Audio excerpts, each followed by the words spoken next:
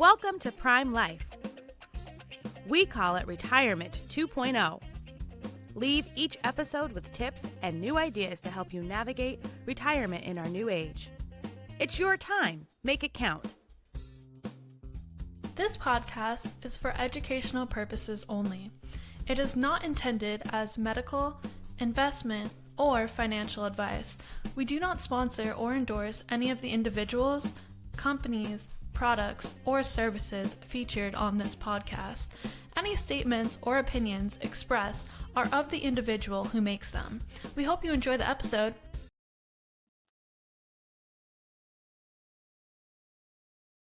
Hi, and welcome to another episode of the Prime Life podcast. Great to be here with an amazing guest. I cannot wait to introduce her. So I will right now because I'm very excited about that. So today we have Dr. Sara Zeff Geber, PhD. She's the author of the award-winning Essential Retirement Planning for Solo Agers. Dr. Geber is a professional speaker. She's frequently featured at senior living professional conferences and marketing events for life plan communities. She's a regular contributor to Forbes.com, Next Avenue, and other blogs of interest to the 60-plus adults. Dr. Geber, welcome to the Prime Life podcast. Please tell us a little bit about yourself. Hi, Mary. Thanks for welcoming me. So a little bit about myself. I started off life as a management consultant and then became a retirement coach. And somewhere along the line, I got really interested in people who are retiring and aging without family support. And what first called my attention to that was I was just out having a glass of wine with a friend of mine, and I hadn't seen her very much. And I said, Sandy, what's up with you? I haven't seen you hardly at all this past year. And she said, well, I've been spending a tremendous amount of time flying back and forth to the East Coast, trying to take care of my mother, who's 87. And she went on and on about how she and her brother had introduced her mother to the idea of a senior living community. And then they had toured some, and her mom had picked one. But then Sandy's job wasn't done. She kept having to go back and forth to downsize her mom's possessions and get her moved, and on it went. So I looked at her at one point and I said, Sandy, you and I don't have children. Who's going to do that for us? And that was really the question that started me on the trajectory that I'm on today. And that was about 12 years ago. So since that time, I have written the book that you mentioned in my introduction, Essential Retirement Planning for Solo Agers. And that's what I call people who don't have kids or other family support that they can count on to help them in their later years. And of course, one of the problems is a lot of people don't think they're going to need that help, but statistics say you will. So that's my life. That's what I've kind of dedicated my life to, is raising awareness about solo aging among solo agers and among the people who are in their lives. So that's wonderful. And so it may seem obvious to some, but maybe not to others. Can you fully define solo agers? And then after you do that, can you talk a little bit about the challenges that solo agers may face and what they can do about them? Sure. My definition has evolved over time. I initially, because of my myopic perspective at the time, was calling anyone who didn't have children a solo ager. And that was that. You could be married, you could be unmarried, but if you didn't have kids, you were a solo ager. Now I have arrived at a point where I simply think of solo agers, and I describe solo agers as anyone who is or believes they will be aging without the support of family. And family might mean nieces or nephews or younger siblings or someone that is actually related to you, that is there to help you as you get older and need some assistance. So that's the definition of it. And the challenges that solo agers face are threefold, really. They're financial, they are legal, and there are social challenges as well. Because as we learned during the pandemic, isolation and loneliness are the enemy. And solo agers do have the potential to fall into a trap of isolation, which leads to loneliness. So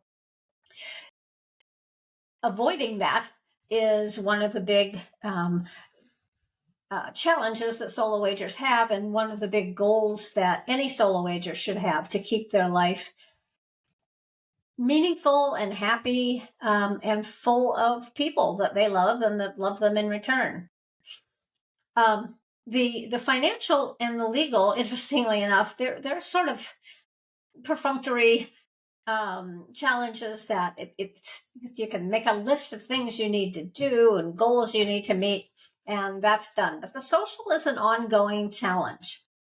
So I do recommend that any solo ager have at least 1 or 2 meetings with a financial planner so that they can understand their finances in a different way, in a way that at the very simplest, do you have enough money to see you through the rest of your life, based on your current lifestyle and spending patterns? That's important for all of us to know, because I've seen too many people that are going blithely along, spending money the way they did when they were in their 40s or 50s and still working, and they're looking at a train wreck because they're going to run out of the money that they have. So that's one thing to do. And then legally, of course, it doesn't differ a lot from what people who have family should be doing.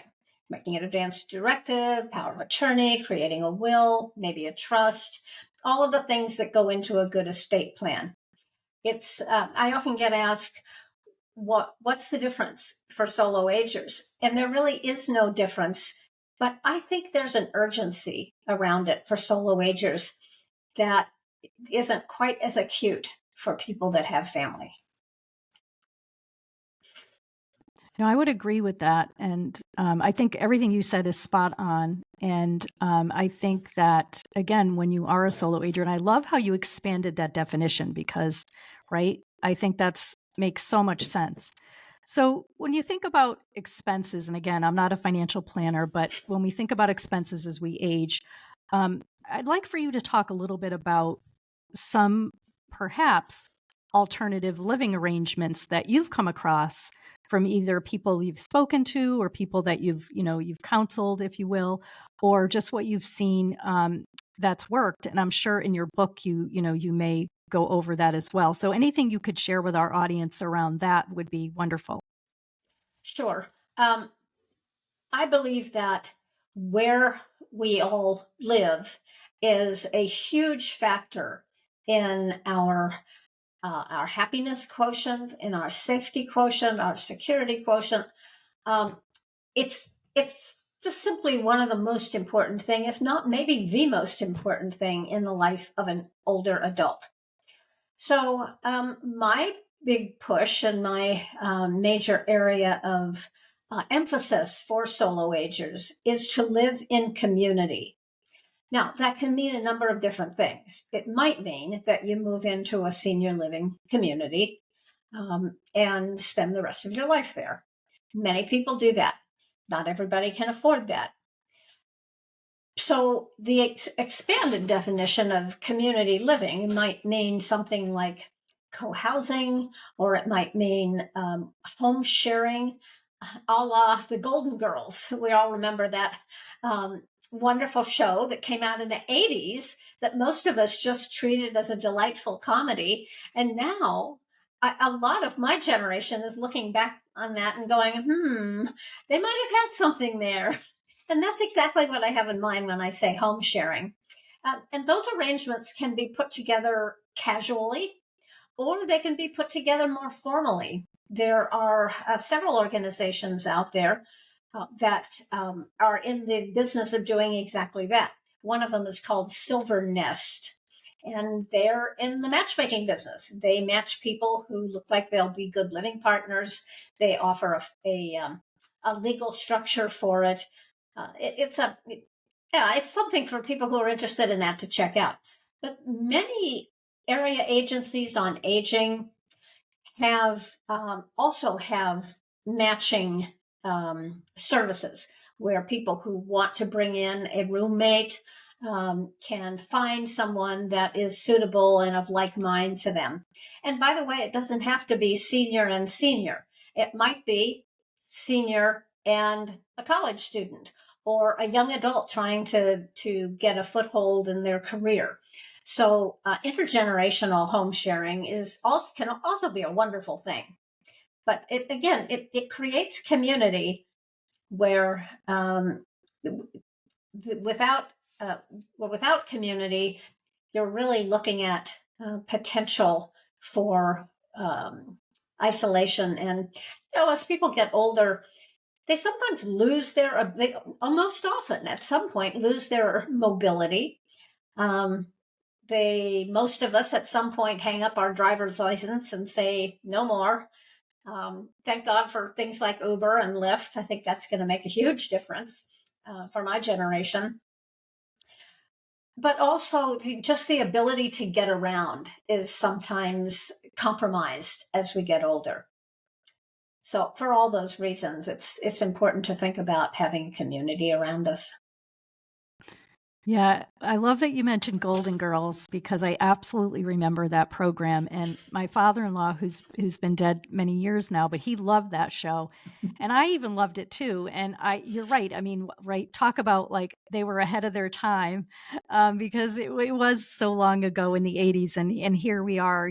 And I love that you were mentioning potential organizations that actually do this. They match people, because that was going to be my next question. So like, where does someone begin? But I really love the thread I'm going to pull on, which is exactly how you kind of finished, to talk a little bit about loneliness. And I mean, we've heard from many guests about, living longer, living better. Individuals need to feel they have a purpose. They need to be involved in community, whatever that community looks like. But certainly being alone, really can cause a lot of, havoc on our physical, mental health. So do you want to talk a little bit about, again, what you've learned out there and some ideas that you have for our audience if they're experiencing it or if they have a family member or a friend? And we'll get that answer after a brief word from our commercial sponsors. NASA is always working harder to be your carrier of choice. We offer insurance products that can help you meet your retirement goals, such as protecting your savings, securing lifetime income, or paying for healthcare costs. We're dedicated to providing best-in-class service and are keeping things simple, and we'll have your back. We have around 400,000 policyholders and contract holders and have been doing this for a long time, 170 years. But we remain humble enough to always try to improve. For more information, visit nfg.com. Nassau Insurance products are issued by Nassau Life and Annuity Company of Hartford, Connecticut, Nassau Life Insurance Company, East Greenbush, New York, or Nassau Life Insurance Company of Kansas, Overland Park, Kansas. Subsidiaries of Nassau Financial Group. Products are not available in all areas. Policyholder counts are for all Nassau companies as of September 30th, 2022, and are subject to change. Coverite is the first digital concierge health insurance platform focused on Medicare. Their mission is to make Medicare more transparent and accessible for America's 60 million Medicare beneficiaries. By simplifying a traditionally confusing and complex decision, Coverite delivers a simple, seamless, and hassle-free plan selection and enrollment experience. Try the Coverite platform and see for yourself why they've been referred to as the TurboTax for Medicare. Visit coverite.com/podcast to learn more. Mm-hmm. It's interesting that you asked me that because I just got back from the annual American Society on Aging meeting, which I go to every year. I usually speak at that conference. I talk about solo aging. And I noticed, as did a number of my colleagues, that there's such a positive, upbeat spin on aging these days, and a huge anti-ageism movement, huge. And we all are hearing a lot about that. But the one thing that's getting lost is the fact that as we get older, our bodies and our minds do not work the same way that they used to. No matter how much you want to deny that, it just happens. I have been fortunate enough to know several people who have lived well into their 90s, 99 in one case, 98 in another, and on it goes. They were wonderful people. They never contracted any kind of dementia, but at some point they handed over the management of their finances to one of their adult children. They handed in their driver's license. They stopped wanting to even go out to dinner, where people who had loved doing that, because their ability to get around was just so compromised by pain, arthritis in one case. And these things just happen as we age. And for people to think they're going to count on a spry old age up until 105 and then, die in your sleep one night, it probably isn't going to happen. So the ability that people have to face the very real fact of aging, I think, is very important. And I see a huge divide. I see the 60-something and early 70-something crowd, all for meaning and purpose, and we have to have a life with activity and filled with this, that, and the other thing, and such an emphasis on meaning and purpose and anti-ageism, and age is just a number, and on it goes, really without recognizing the very real fact of aging. So you don't hear too many 80-something-year-olds jumping on that bandwagon. It at least to the exclusion of the acknowledgement of what happens to our bodies and our minds as we age. Well, I love that you brought that up because, of course, it's like not all about me today speaking with you, Dr. Geber, but I'm thinking about myself, right? I'm thinking about my husband, and, we're avid exercisers, and I know you are as well. And, I'm thinking, okay, we go to the gym and we jog. I know you'd mentioned what, the type of exercise that you do. And I remembered Pilates, if you don't mind me mentioning it, because I was like, wow, that's super cool. But I think also when you're wired that way, right? I've been a lifelong exerciser. I actually started my career in the fitness business, oddly enough. And I say that because I don't know if I hadn't been in it, right? But I really am driven because I do understand, we only have one body. But to your point, it's not going to, I've noticed a difference in the last few years in terms of how long I want to run, the distance, and, even the weights that I'm picking up. And that's not going to be good for me. I have to start thinking about that. And so what do you how do you approach that when that question comes up? Because I think you hit upon something. You go to these conferences, you're around so many people who are excuse the cliche, but cutting edge, and all the yay rah rah, because we're healthier, younger people than we were 20 years ago or whatever, than generations before us. So what do you say to people? How do you help them kind of navigate that? Because that can be very intimidating. Are you asking me how I help the professionals navigate that, or the people? Actually, you can answer it any way you want, because I think you hit upon something where it's not really being talked about. So I would love to hear either way, because obviously you're a driving force in this industry, we'll call it. So either way, either the individuals you meet with, or what you've said in your book, or at the conferences that you've spoken at. Yeah. Well, let me just say that I'm 74. And yes, I walk 2 miles of hills every day, and I do Pilates twice a week. I hope to do that for a very long time, but I don't know. I'm not banking on that as though it were a given. So what I do, when I do also do workshops for solo agers. And the one thing that I do is, of course, I emphasize the issue of building community, having a support system, keeping our bodies and our minds as sharp as possible.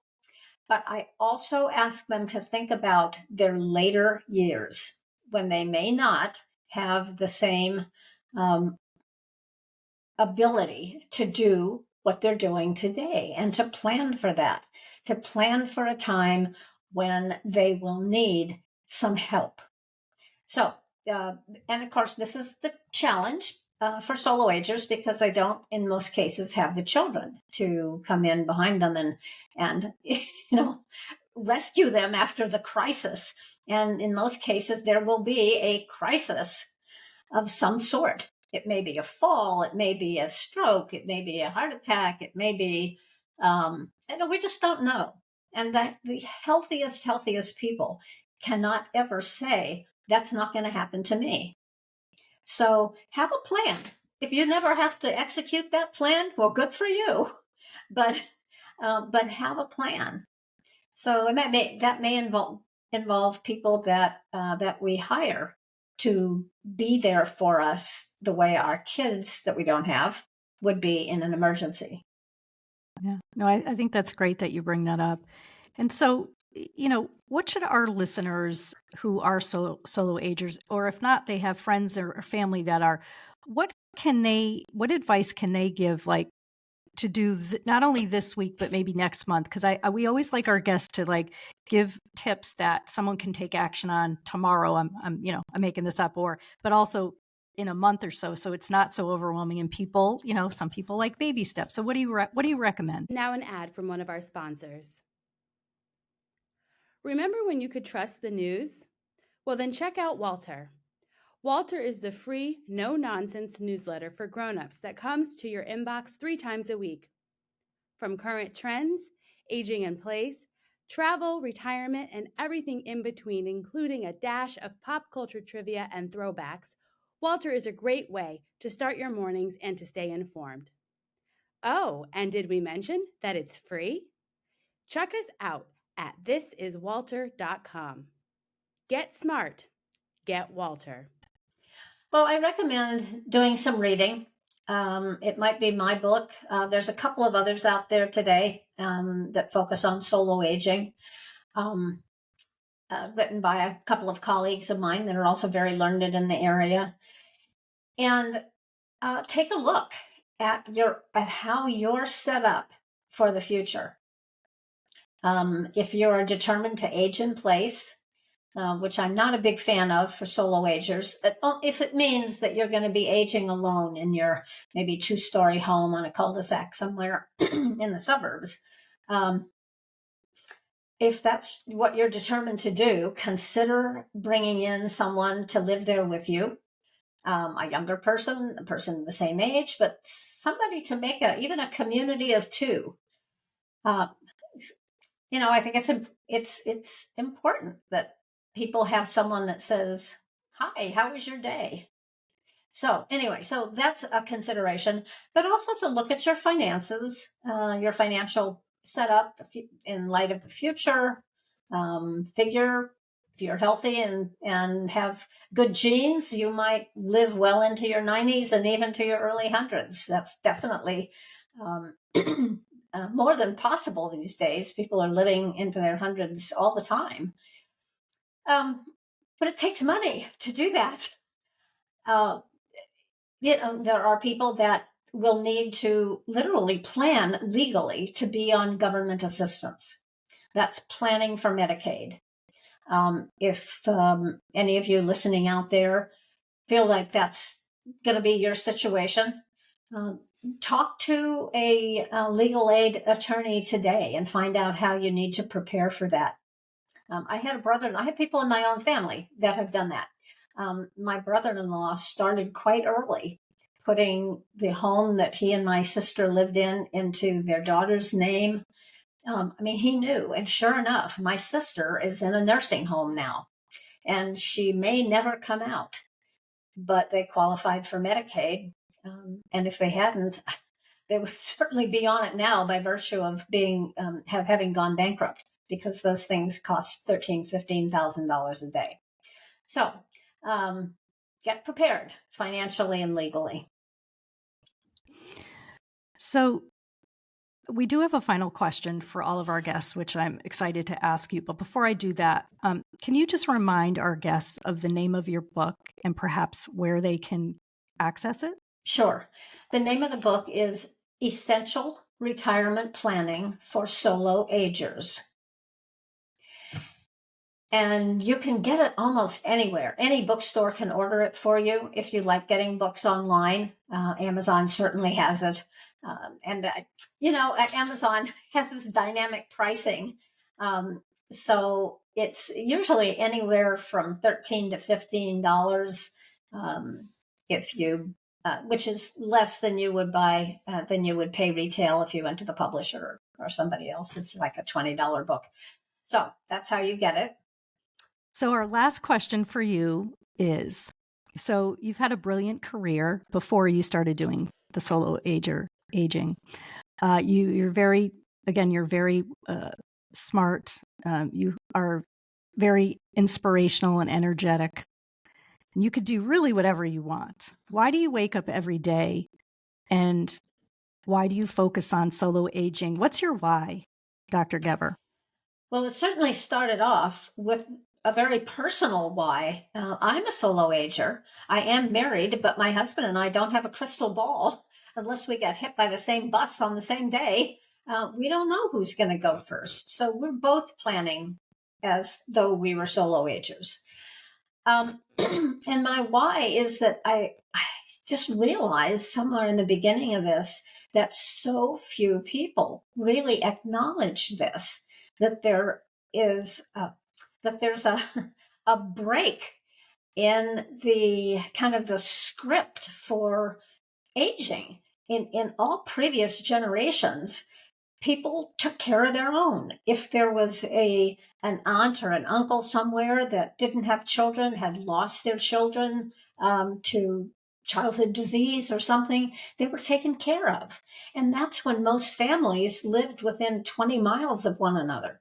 Now we have this, what I call this huge family diaspora, where especially kids who go on to college in a different state and then settle there. Or like my best example is my neighbors who have one child. He is 36, and he had the nerve to fall in love with a Danish woman. Well, where do you think they're living and raising their kids? Copenhagen, near her parents.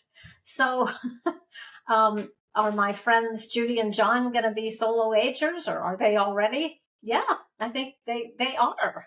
Their son, who loves them very much, they see him twice a year, once when they travel there and once when the whole family comes to California, where I live. And eventually they're probably going to have to say enough with the travel for themselves. And will he be available to come in an emergency, to hop on a plane and be there? Well, still take better part of 24 hours. Well, he's got a family, he's got a full-time job. So this is the reality of many families today. And that's why planning for the time in our lives when we're not so mobile and not so easily able to turn on a dime when things happen, that's why it's so important. So I love that. And I love the way you kind of transitioned us from what used to be to what is today, because you're absolutely right. Things have changed, right? Good, bad, and whatever.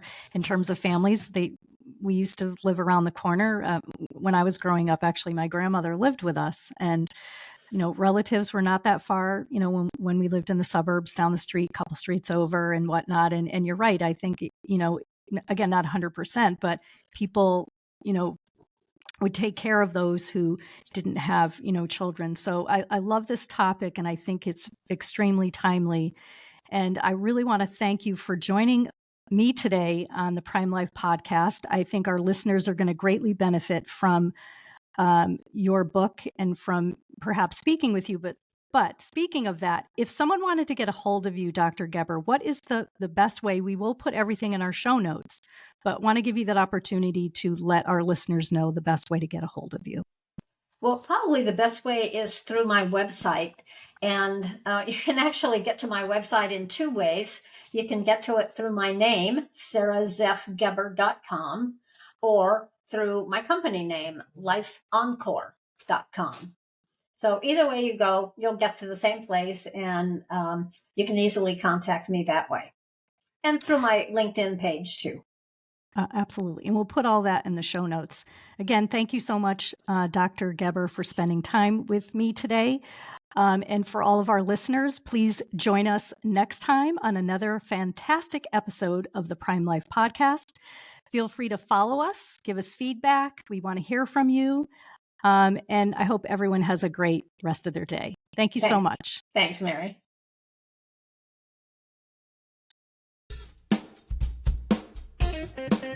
Remember to subscribe to the Prime Life Podcast anywhere you find podcasts. You can find all of our episodes, contact information, and more on our website, primelifepodcast.com.